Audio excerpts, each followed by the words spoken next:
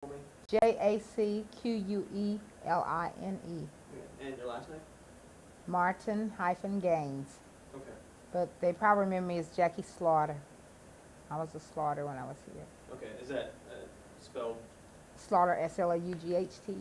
And Gaines, Nes. Okay. That's just so I can spell it on the when I make a graphic. Okay, good. The sandwich looked lonely on the plate by itself. Oh. Decorative items. Thank you. And whenever y'all ready. Tell us a little bit about yourself, Jacqueline, and why and how you came to Morehead State. Well, I selected Morehead State University for one specific reason, because of the trees.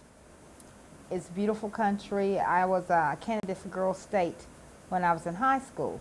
And we came down here, got to experience the campus. I just fell in love with it. And I said, this is where I want to go to school. I didn't check the curriculum or the academics. I made a decision to come here because of the mountains and because how cool of a place it was. Then I got to experience what it was like to live in Appalachia, to experience some of the people that would come down and never seen 25-pound bags of sugar and flour, so that was an experience for me. And to watch everybody come down once a month and take the stuff and then go back once a month, and so it was kind of fun. It was kind of different. And after I got here, then I got to meet a lot of people and made a decision I wanted to go into elementary education. Where were you from? I'm from Louisville, Kentucky. Louisville, Kentucky. Well, in the 70s, Morehead was a little bit of a suitcase college. A lot of students went home on the weekends. Did you do that as well, or did you stay here most of the time? I stayed here most of the time because that bus ride was horrific. It took you almost all day in order to ride the bus to get to Louisville and back, and you stopped in every little city and surrounding cities that you could think of before you got to Louisville. So I didn't really go back home that much unless somebody was going to take a straight through drive with their car or something. Did you have a good social life here? I had a wonderful social life. As a matter of fact, I had the highest GPA of all my friends. Our first semester mine was a 0.123. So you had a great time. I had a ball. I really did. It was my first time being away from home, and me being the oldest, the first person to go to college and stuff. And then my mother made a decision that it's okay for me to stay in the dorms. At that time, we had dorms where you could go in and be locked down. So she made a decision I didn't have to be in lockdown. So we were in Waterfield Hall, so we can come and go as we please, which was great. I love that.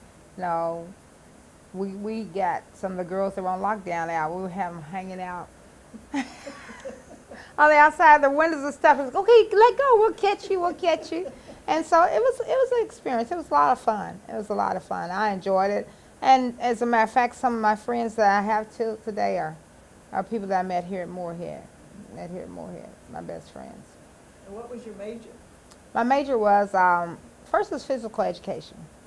And then I heard you had to take, what was that, anatomy? Oh my goodness, no. I said, I'll do elementary education. I changed. So it became elementary education. And I was married later on when I was here. And due to difficulty in my pregnancy, I wasn't able to finish up my degree, so I finished at Spalding University in Louisville, Kentucky. But I had enough hours to get a 2-year degree. And I came back after I got my undergrad to see if they would give me my 2-year degree. They said no. I'm like, oh, but I want something with Morehead on it. But that's okay. The memories were enough for me. The memories were enough. What was it like being married and going to school? Well, my place was the happening place because we could sit back and we could enjoy our libations without being disturbed. And they cooked. We cooked all the time. They had access to the stove because we were hungry. We were always hungry. There was not a meal ticket here. So I remember my friend and I, we had 40 cents between us. We went to KY Fried and asked them to sell us 2 chicken wings and give us 2 pieces of bread. We sat there and ate it real slow and enjoyed it and just loved every bite of it. And said, can we have a large glass of water? And it cost us 40 cents. And we were starving.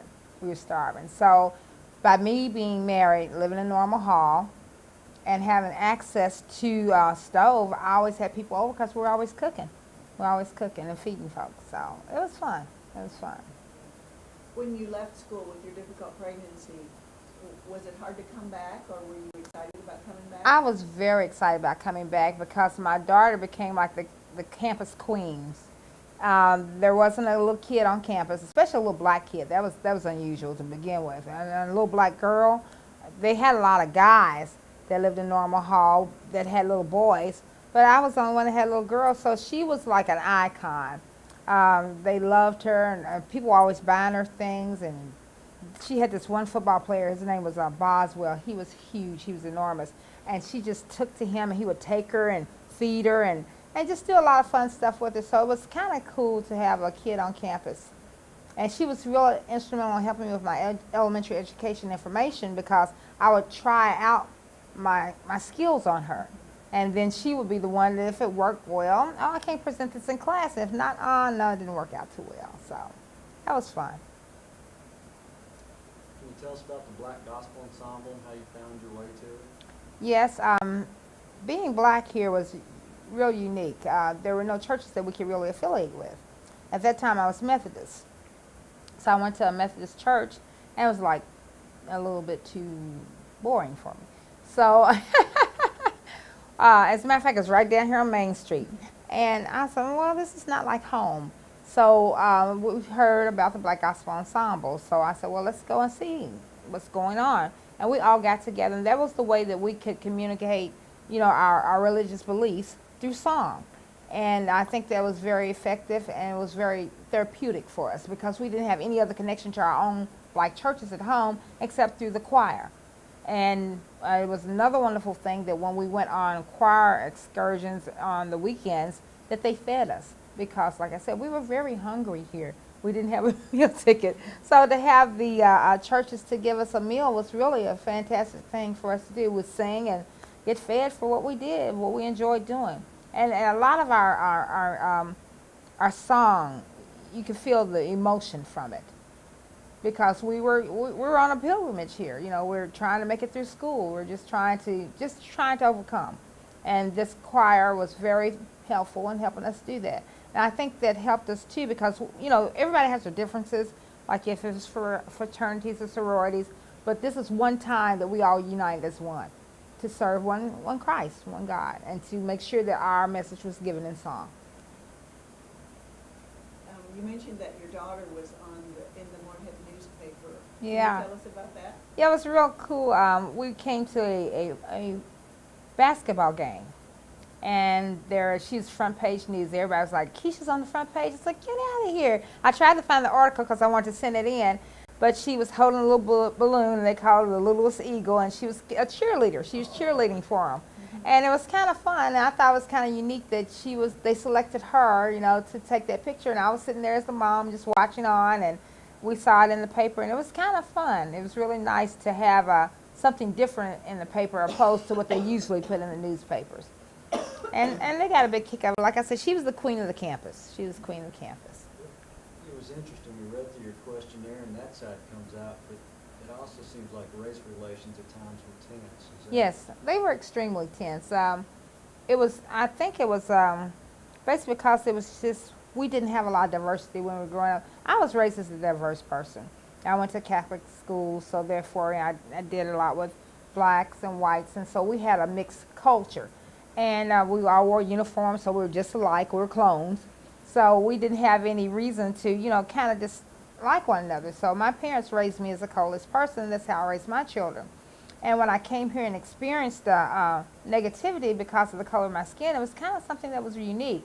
And I think it was so unique because it came from the higher-ups. It would have been different if I could have a difference because of race with somebody that's one of my peers. But to go to one of the administrators and they are a little indifferent about the color of my skin, that was kind of took me back. I'm like, well, I had never really experienced prejudices before, except for this point in time in my life. I'm like, why now? I said, because maybe it's something that I could tell a story about later. So, and to become from administration, that's what was really unique about it. So as far as getting along with the people on campus, that was fine. That's one reason why I was called into the office, because I kind of got along with everyone. And they wanted just to ask some questions, and then it got into a very deep discussion about race relations and using the N-word. And I'm like, well, you know, if you know the true definition of the N-word, you know, you could be a pink N-word. And so after that, our conversation kind of diminished, and I never got called into campus office again. So I thought it was kind of different, real different. Do you think that that administrator understood what the issues were? I didn't think they had a clue because I don't think they really had any interactions with blacks before. We had to bring in our hair is a different texture. So therefore, in order for our hair to be straight, we have to put heat to it to loosen the curl. We weren't allowed to bring in hot plates because they didn't want us cooking in the rooms. We told them we're not using it to cook, we're using it to do our hair. So we had to go through some issues about that, you know. So it was different because they weren't used to our culture and the things that we do and how we needed to be able to, you know, groom ourselves. And, you know, we all groom basically the same, but, you know, our hair textures are different. So we had to, you know, do that a little differently. So I think it was a learning experience for the administration here. And I think for the whole community. I think for the whole community because I don't think it was that many blacks that were on campus at that point in time. And no black administrators or faculty? Except for Jerry Gore, he was our, he worked with the Black Gospel Ensemble, and then there was the history teacher. He just passed recently.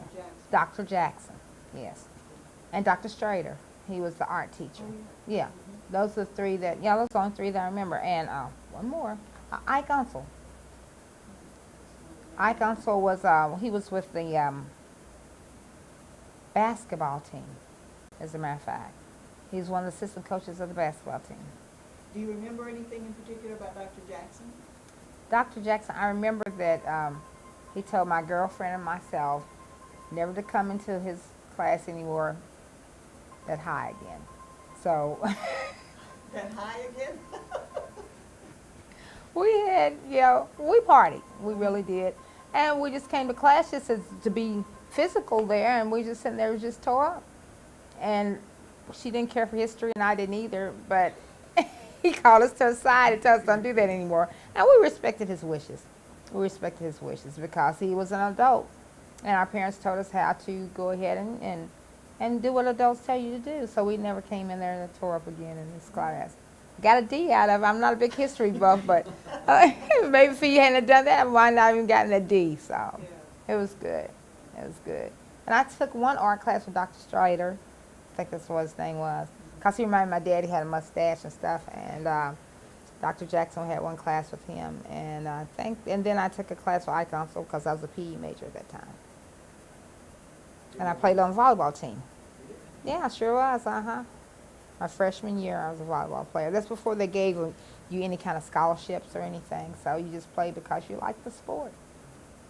Do you remember Dr. Dorn at all? Adrian Dorn, AD, yes, I remember him. I didn't get to see him that frequently because we would kind of run up and down campus, and if there was a big event, you know, he was there. Sometimes we went to big events, but we basically went to the parties and stuff that, you know, our friends were having. Yes, until we got our mind focused on what we were really actually here to do, is to graduate. What's Bid Whist? Bid Whist is a wonderful game. Everybody should play it. It's a card game. It kind of reminds you of, I say it's a cross between bridge and spades, where you bid for this kitty. There's a pool of cards, and you have a partner, and if you get the kitty, they're out there playing now. It's a wonderful game. And if you get the kitty, then you and your partner have to make so many books, and you get to choose your trumps. So you can be high trumps, low trumps, and then there's a no trump. And because of Bid Whist, that's why I got the high GPA that one semester, because that's what we did. We wouldn't leave class. We'd stay up here and play Bid Whist all day long. And you get bragging rights. I mean, if you run a no trump and take everybody, oh yeah, you got it going on. You know, you're tough. You're tough. And you and your partner, you got bragging rights all day long. And so people are kind of afraid of you. I think that when we came here as freshmen, when I was in high school, I went to Catholic high school, and we were ready to go to college, and we said, but we had to learn how to play Bid Whist because we knew everybody in college played Bid Whist. So when we go on campus, we'd be ready. So when we got on campus, they said, you know how to play Bid Whist? I'm like, yeah, I know how. And we've been playing for a whole year, my girlfriends and I at high school. And they went to UK, but I came here. When I got down and sat down, then I started getting some respect. They saw I knew how to play. And then when I finally ran that Boston on one of the big-time players, oh, yeah, then you were embraced. You were embraced. I said, well, she knows what she's talking about. Yeah. I said, so all them years that I played in high school, it paid off. So now I'm a campus person, finally. I'm a collegiate person. When you mentioned being called to the dean's office, and you told us a little bit about that. Mm-hmm. What was your reaction to that then? Did you know why he wanted to talk to you? I had no clue. I had no clue. I just had been summoned to his office. And at that time, I think there were a lot of break-ins and things that were going on in the dorms, and there were a lot of complaints about, the blacks and the whites, and we can't watch the television downstairs because it was a shared television. We had to make decisions on what we watched.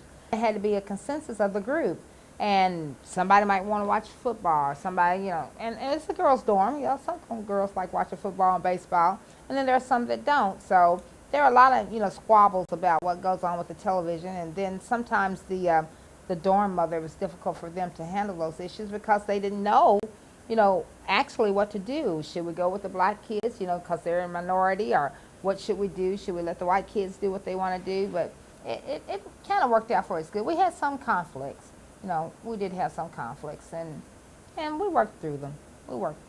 So I had no clue why I was being called to the office, except that once I got there, he said that I was one of the people that could kind of get along with everybody on campus. And I guess maybe because playing volleyball and being out with different people, that was maybe why he selected me to come and try to get some kind of clue on what they can do about, race relations here on campus.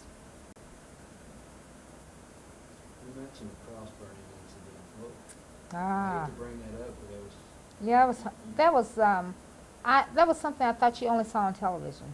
A cross burning. We had went to Halderman County to the bootlegger up on the hill to get our weekly supply of liqueur. And as we were coming back down off the mountain, over to the right side of the big field, we saw looked like flames. And when we looked over the flames, there was myself, another girlfriend of mine, and another white girlfriend of ours.